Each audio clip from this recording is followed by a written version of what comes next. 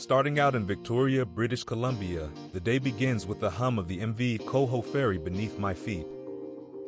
The 90-minute crossing across the Strait of Juan de Fuca is a welcome moment of calm before the ride ahead. The morning air is cool, carrying the briny scent of the Pacific, and as the ferry approaches Port Angeles, the Olympic Mountains rise in the distance, a promise of the terrain to come. Rolling off the ferry and onto US 101 South, the road stretches ahead, curving gently along the foothills of the Olympics. The town of Port Angeles fades behind us, replaced by towering evergreens lining the road. Pockets of sunlight break through, scattering golden patches across the pavement. The ride is smooth, the rhythm easy, and each mile carries me deeper into the peninsula's wilderness. Reaching the Hood Canal, the road tightens, hugging the shoreline.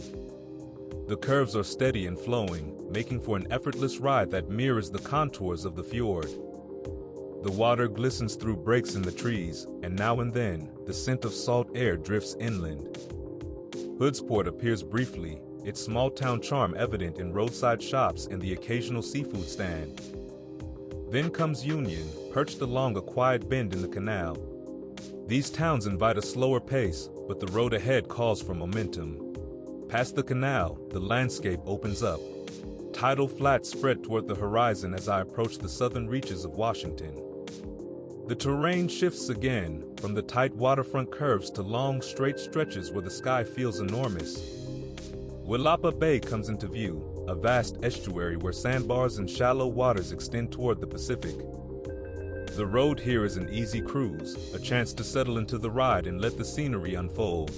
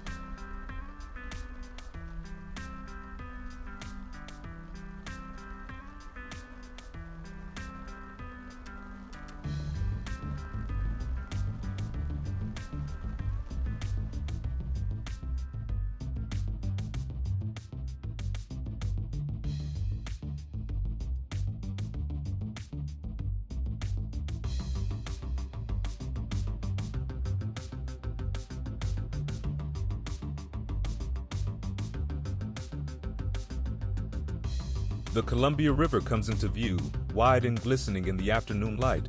The Astoria Megler Bridge rises ahead, an unmistakable landmark. Spanning more than 4 miles, it's the longest continuous truss bridge in North America. The first stretch is low and level, but the climb to its towering peak offers a full panorama of the river meeting the Pacific. The wind is stronger up here, pressing against the bike, a reminder of the forces that shaped this coastline.